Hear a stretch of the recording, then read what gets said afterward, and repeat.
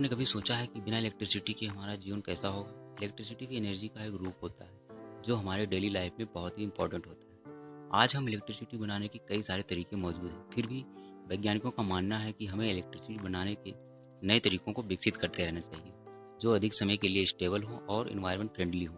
क्योंकि एक चीज़ तो 100% श्योर है कि आने वाले समय में इलेक्ट्रिसिटी की डिमांड बहुत ही ज़्यादा बढ़ने वाली है। तो इस वीडियो में आज हम एक ऐसे इलेक्ट्रिक सोर्स के बारे में जानने वाले हैं जो एनवायरनमेंट फ्रेंडली भी है, जिसकी खोज बहुत पहले ही की जा चुकी थी, लेकिन उस समय इसकी कॉस्ट अधिक होने के कारण इसे पब्लिक यूज में नहीं लाया जा सका था। जी हाँ, हम बात कर रहे हैं सोलर एनर्जी के बारे में, वो एनर्जी जो हमें सूर्य या सन से मिलती है। तो आइए अब हम देखते हैं कि कैसे सोलर एनर्जी सोलर पैनल द्वारा इलेक्ट्रिसिटी में कन्वर्ट की जाती है। सोलर पैनल की जो सबसे छोटी इकाई होती है उसे सोलर सेल के रूप में जाना जाता है या फोटोवोल्टिक सेल भी कहा जाता है। ये कुछ इस तरीके से दिखाई देता है। ये फोटो इलेक्ट्रिक इफेक्ट के कॉन्सेप्ट पर काम करता है।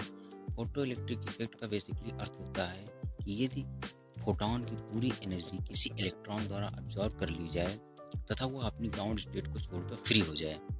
फोटो इलेक्ट्रिक इफेक्ट को पहली बार फ्रांस के एक वैज्ञानिक एडमंड बेकरेल ने 1839 में देखा था।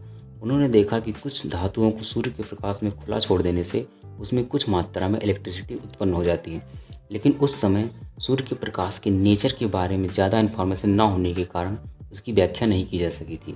लेकिन 1905 में जब आइंस्टाइन ने सूर्य के प्रकाश के पार्टिकल नेचर की खोज की तो उन्होंने इस कॉन्सेप्ट को फोटो इलेक्ट्रिक इफेक्ट का नाम दिया, जिसमें उन्होंने बताया था कि सनलाइट फोटोन के रूप में चलती है जिसकी स्पीड लाइट के बराबर होती है और फोटोन के पास खुद की एनर्जी भी होती है। इसी कॉन्सेप्ट को यूज करके फोटोवोल्टिक सेल या सोलर सेल का निर्माण किया जाता है। इसमें दो टाइप के सेमीकंडक्टर का प्रयोग किया जाता है जो सिलिकॉन या जर्मेनियम के बने होते हैं। पहला होता है पी टाइप और दूसरा होता है एन टाइप। डोपिंग या मिक्सिंग का बेसिकली अर्थ होता है किसी एक तत्व को दूसरे तत्व में मिक्स करना। अब क्योंकि हमें पता है कि सिलिकॉन के बाइकोस में 4 इलेक्ट्रॉन होते हैं, इसलिए इसे पी टाइप का बनाने के लिए इसमें एल्युमिनियम को मिक्स किया जाता है जिसके बाइकोस में 3 इलेक्ट्रॉन रहते हैं। ये सिलिकॉन के 3 इलेक्ट्रॉन के साथ मिलकर कोवैलेंट बॉन्ड बना लेता है और सिलिकॉन का चौथा इलेक्ट्रॉन बॉन्ड नहीं बना पाता, जिससे क्रिस्टल में एक जगह खाली रह जाती है जिसे बेसिकली होल या कोटर कहा जाता है। यदि कोई इलेक्ट्रिक फील्ड इस पर अप्लाई किया जाता है तो दूसरे सिलिकॉन परमाणु का इलेक्ट्रॉन आकर इस होल को फिल कर देता है और इस तरह सिलिकॉन का इलेक्ट्रॉन क्रिस्टल के अंदर ही एक स्थान से दूसरे स्थान पर मूव करता रहता है, जबकि एन टाइप में ऐसा नहीं होता है। एन टाइप में एल्युमिनियम की जगह फास्फोरस को मिक्स किया जाता है।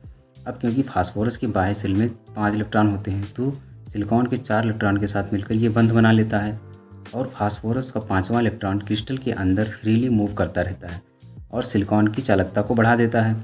इन दोनों सेमीकंडक्टरों को मिलाकर फोटोवोल्टिक सेल या सोलर सेल का निर्माण किया जाता है। सोलर सेल में ऊपर की लेयर पी टाइप की तथा नीचे की लेयर एन टाइप की होती है, जिसमें एन टाइप की मोटाई पी टाइप की मोटाई से काफ़ी अधिक होती है। इसमें पी टाइप धनात्मक प्लेट की तरह काम करता है तथा एन टाइप ऋणात्मक प्लेट की तरह काम करता है, जिससे सेल के अंदर एक इलेक्ट्रिक फील्ड उत्पन्न हो जाता है। जब सूर्य का प्रकाश इसकी सरफेस पर पड़ता है तो इसके पीएन जंक्शन पर उपस्थित इलेक्ट्रॉन फोटोन की एनर्जी को एब्जॉर्ब करके पहले से बने कोवैलेंट बॉन्ड को तोड़ देता है और इलेक्ट्रॉन फ्री हो जाते हैं। अब क्योंकि इसके अंदर पहले से एक इलेक्ट्रिक फील्ड होता है जिसके कारण ये इलेक्ट्रॉन एक ही डायरेक्शन में फ्लो होने लगते हैं और इसकी प्लेटों के बीच एक वोल्टेज उत्पन्न हो जाता है जिसका मान काफ़ी कम लगभग 0.5 वोल्ट होता है और इनसे उत्पन्न करंट भी बहुत ही कम लगभग कुछ मिली एम्पियर का होता है। इसलिए इसका यूज करने के लिए कई सोलर सेल्स को श्रेणी या समांतर क्रम में अरेंज करके एक सोलर पैनल का निर्माण किया जाता है। सोलर पैनल से मिलने वाली जो इलेक्ट्रिक करंट होती है वो डीसी फॉर्म में होती है, इसलिए इसको एसी में कन्वर्ट करने के लिए इन्वर्टर का यूज किया जाता है। 1954 में बेल लाइब्रेरी के द्वारा पहला सोलर सेल का मॉड्यूल तैयार किया गया था। 1960 के दशक में इसका यूज स्पेस इंडस्ट्री में किया जाने लगा। इसके पैनल्स को सैटेलाइट में इंस्टॉल किया जाता था जो सैटेलाइट को एनर्जी प्रोवाइड कराता था। कई सारे सोलर पैनल्स को एक साथ लगाकर बहुत ज़्यादा मात्रा में इलेक्ट्रिसिटी प्रोड्यूस की जा सकती है। एक रिपोर्ट के अनुसार जितनी सनलाइट पृथ्वी की सतह पर पड़ती है उससे 1 से 1.5 घंटे में ही इतनी मात्रा में इलेक्ट्रिसिटी प्रोड्यूस की जा सकती है जो पूरे विश्व की इलेक्ट्रिसिटी की खपत को 1 साल के लिए पूरा कर सकती है। ये पूरी तरह से पॉसिबल नहीं है, फिर भी फ्यूचर में सोलर एनर्जी की इम्पोर्टेंस काफ़ी अधिक होने वाली है।